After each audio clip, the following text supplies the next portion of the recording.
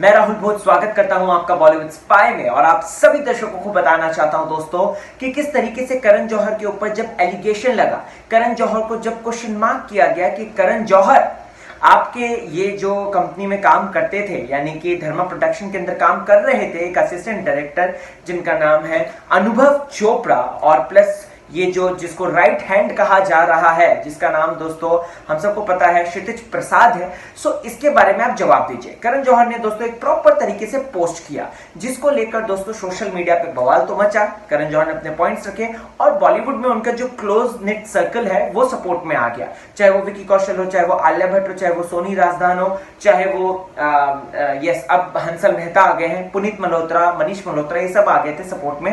अब आए हैं हंसल मेहता। दोस्तों आपको बता दो तो हंसल मेहता यहाँ पर कह रहे हैं कि thank you so much Karan Johar कि आपने इस तरीके से अपनी साइलेंस तोड़ी है और ये जो फेक न्यूज घूम रही थी कि करण जौहर के राइट हैंड हैं, करण जौहर के धर्मा प्रोडक्शन में हैं, अब पकड़ा जाएगा करण जौहर, इन सबको आपने चुप करा दिया।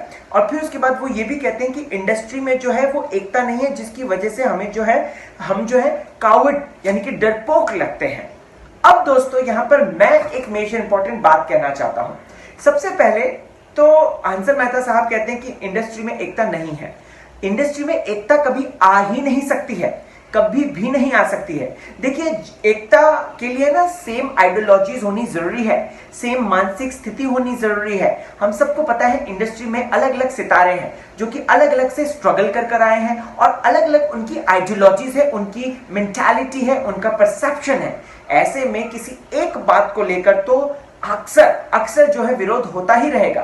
और अगर देखा जाए तो बॉलीवुड में ऐसा ही होता है। कोई भी जो मुद्दा उठता है, चाहे वो पे पैरिटी हो, जेंडर डिस्क्रिमिनेशन हो, नेपोटिज्म हो, या फिर अभी ये जो ड्रग का एंगल चल रहा है, अक्सर जो है तीन गुट बन जाते हैं। एक जो फुल ऑन उसके सपोर्ट में होता है, एकदम से स्टैंड बाय खड़ा रहता है, जो कि फॉर एन एग्जांपल जो है roses and red, violates and blue type का कैप्शन चला देता है। दूसरा जो इस चीज के एकदम अगेंस्ट रहता है, जिन्होंने जैसे पार्लियामेंट में भी मुद्दा उठा दिया था कि ड्रग को बॉयकॉट करना चाहिए, राइट। अब तीसरा एक ऐसा गुट आता है जो कि ना इधर का होता है ना उधर का होता है, उन्हें बस अपने कामों से काम रखना होता है। बट इंडस्ट्री के लोग उनको भी इसलिए नहीं छोड़ते और ऑडियंस उनको इसलिए नहीं छोड़ती क्योंकि वो जानना चाहते हैं कि उनका मत क्या है, क्यों उन्होंने चुप्पी धारण कर रखी है।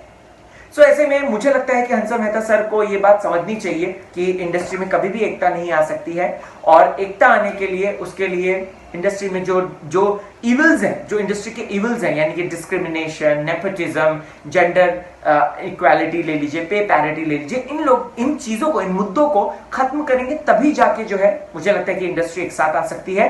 अदरवाइज ये मतभेद तो रहेंगे ही मन में लोगों के। सो यस गाइस, इस तरीके से कुछ वो ट्वीट करते हैं और कह देते हैं कि इंडस्ट्री अनफॉर्चुनेटली एक साथ नहीं है, एकता नहीं है, इसकी वजह से सारी चीजें हुई हैं।